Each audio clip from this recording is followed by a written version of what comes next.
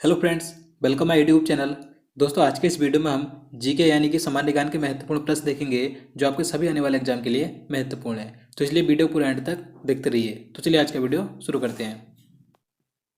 तो यहाँ पर आज का पहला क्वेश्चन है, निम्नलिखित में से कौन सा किला अकबर ने नहीं बनवाया था। तो देखिए, अगर आपको पहले से किसी क्वेश्चन का आंसर पता है तो आप नीचे कमेंट बॉक्स में बता सकते हैं। तो इसका आंसर ऑप्शन ए हो जाएगा ग्वालियर का किला। तो देखिए, जो ग्वालियर का किला है यह मध्य प्रदेश में स्थित है और इस किले का निर्माण कच्छवाहा शासक सूरज सेन ने करवाया था, याद रखना है। और यहाँ पर जो आगरा का किला, लाहौर का किला और इलाहाबाद का किला है, इन तीनों किलों का निर्माण अकबर ने करवाया था। चलिए अगला क्वेश्चन देखते हैं। भारत का कौन सा क्षेत्र एक समय अवंतिका के नाम से जाना जाता था। तो इसका आंसर ऑप्शन डी हो जाएगा मालवा। तो देखिए, जो मालवा है भारत का एक क्षेत्र है जो कि मध्य प्रदेश में है। तो प्राचीन काल में इसे अवंतिका या अवंती के नाम से जाना जाता था। अब देखिए, जो अवंती यानी कि अवंतिका है, तो प्राचीन काल में यह 16 महाजनपदों में से एक था जो कि दो भागों में विभक्त था। पहला उत्तरी अवंती जिसकी राजधानी उज्जैनी यानी कि उज्जैन थी। दूसरा था दक्षिणी अवंती जिसकी राजधानी महिष्मती थी। तो यहाँ से क्वेश्चन पूछा जाता है तो आपको याद रखना है। चलिए नेक्स्ट क्वेश्चन देखते हैं। क्वेश्चन नंबर 3 है, गौतम बुद्ध ने महापरिनिर्वाण कहाँ लिया था।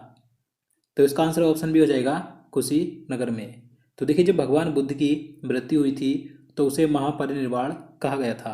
तो देखिए, इनकी मृत्यु कहाँ पर हुई थी, तो उत्तर प्रदेश के कुशीनगर में हुई थी 483 ईस्वी पूर्व में। और इनका जन्म हुआ था 563 ईस्वी पूर्व में लुम्बिनी, नेपाल में, याद रखना है। मानव के दुखों के अंत के लिए अष्टांगिक मार्ग पथ का प्रतिपादन किसने किया था।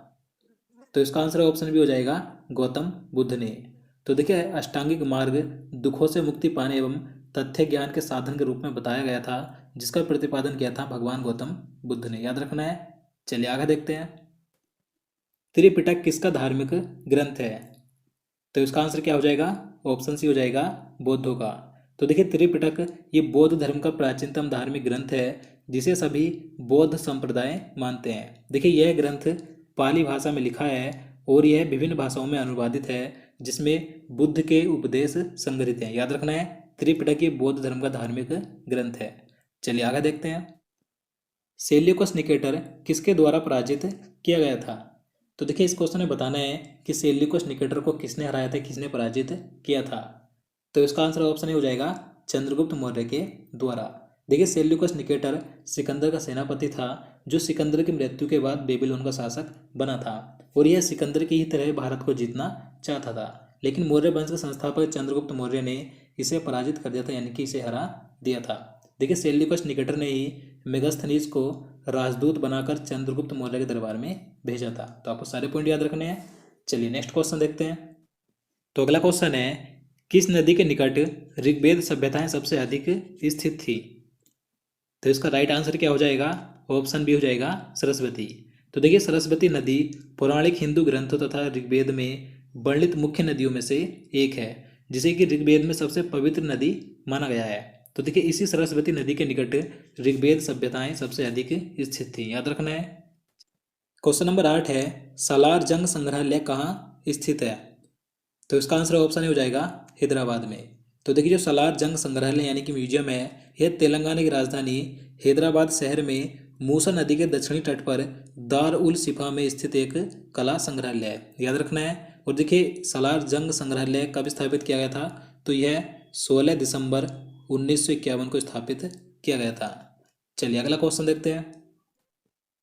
गांधार कला किस काल में विकसित हुई थी। तो इसका राइट आंसर ऑप्शन डी हो जाएगा कुषाण काल में, यानी कि कुषाण राजवंश में।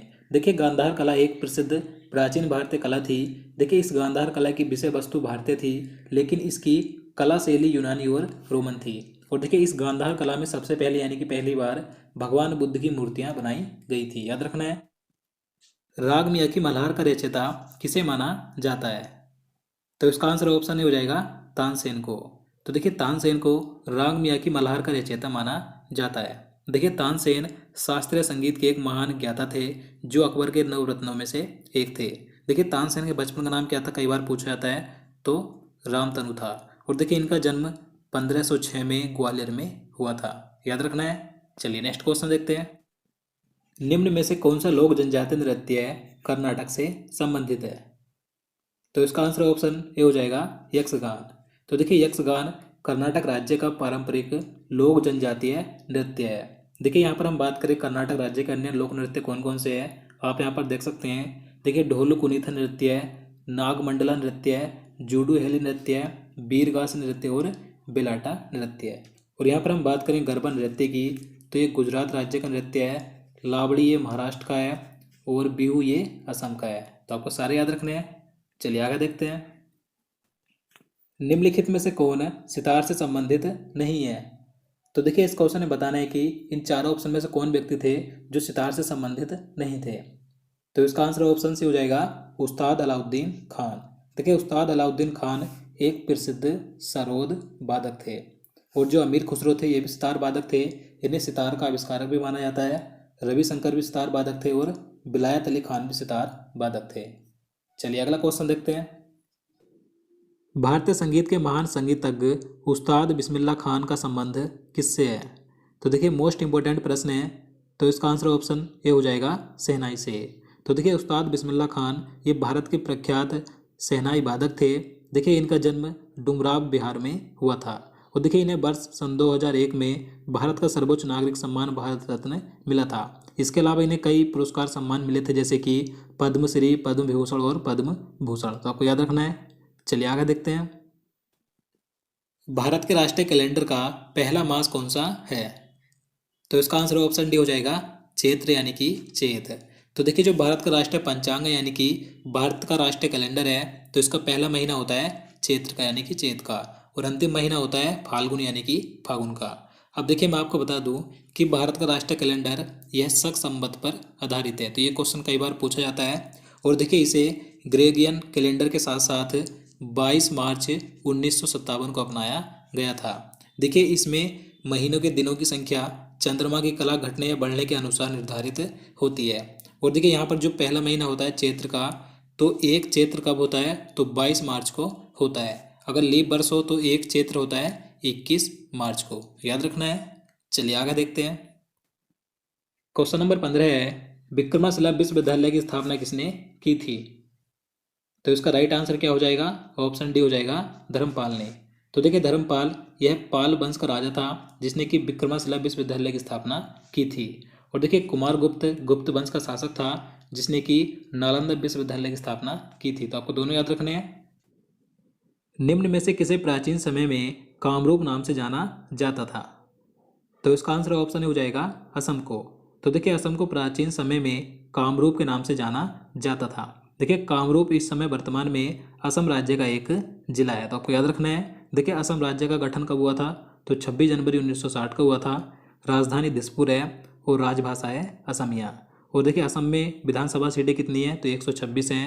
लोकसभा सीटें 14 हैं और राज्यसभा सीटें 7 हैं। याद रखना है। चलिए आगे देखते हैं।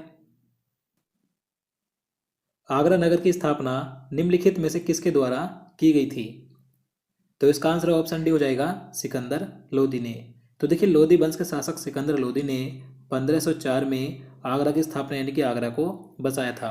और देखिए सिकंदर लोदी ने भूमि के लिए एक प्रमाणिक पैमाना गज सिकंदरी का भी प्रचलन किया था जो कि 30 इंच का था। याद रखना है। चलिए नेक्स्ट क्वेश्चन देखते हैं। क्वेश्चन नंबर 18 है, वर्ष 1853 में रेल लाइन बिछाकर बम्बई को किस शहर से जोड़ा गया था? तो देखिए मोस्ट इंपॉर्टेंट प्रश्न है। तो इसका आंसर ऑप्शन नहीं हो जाएगा ठाणे को। तो देखिए भारत में सर्वप्रथम अंग्रेजों ने पहली ट्रेन कब चलाई थी? तो आपको याद रखना है 16 अप्रैल 1853 को चलाई थी मुंबई से ठाणे के बीच, और ये लगभग 34 से 35 किलोमीटर की दूरी पर चली थी। याद रखना है। और देखिए उस समय भारत का गवर्नर जनरल कौन था? तो लॉर्ड डलहौजी था। चलिए अगला क्वेश्चन देखते हैं। टीपू सुल्तान को कहाँ के शेर के रूप में जाना जाता था? तो इसका राइट आंसर ऑप्शन ए हो जाएगा मैसूर। तो देखिए टीपू सुल्तान मैसूर का एक योग्य शासक और योद्धा था जिसकी वीरता से प्रभावित होकर इसके पिता हैदर अली ने इसे शेर ए मैसूर की उपाधि दी थी। तो आपको याद रखना है कि मैसूर का शेर किसे कहा जाता था? टीपू सुल्तान को। टीपू सुल्तान ने कौन से एंग्लो मैसूर युद्ध में अपने प्राण त्यागे थे? तो इसका आंसर ऑप्शन डी हो जाएगा चौथे युद्ध में। तो देखिए 4 एंग्लो मैसूर युद्ध यानी कि 4 आंग्ल मैसूर युद्ध लड़े गए थे पहले 2 युद्ध तो हैदर अली ने अंग्रेज़ों से लड़े थे, जबकि अंतिम दूसरा युद्ध यानी कि तीसरा और चौथा युद्ध टीपू सुल्तान ने अंग्रेज़ों से लड़ा था। तो देखिए, जो चौथा युद्ध हुआ था यह 1799 में हुआ था, जिसमें कि टीपू सुल्तान हार गया था और अंग्रेज़ों ने इसकी मृत्यु कर दी थी। तो आपको याद रखना है। तो दोस्तों, आज के लिए इतना ही। उम्मीद करता हूँ आपको वीडियो पसंद आया हो, आपको वीडियो अच्छा लगा हो, आपके लिए हेल्पफुल हो। तो प्लीज़ वीडियो को लाइक और शेयर करना, साथ ही चैनल को सब्सक्राइब कर लेना। तो चलिए मिलते हैं नेक्स्ट वीडियो में। जय हिंद, जय भारत।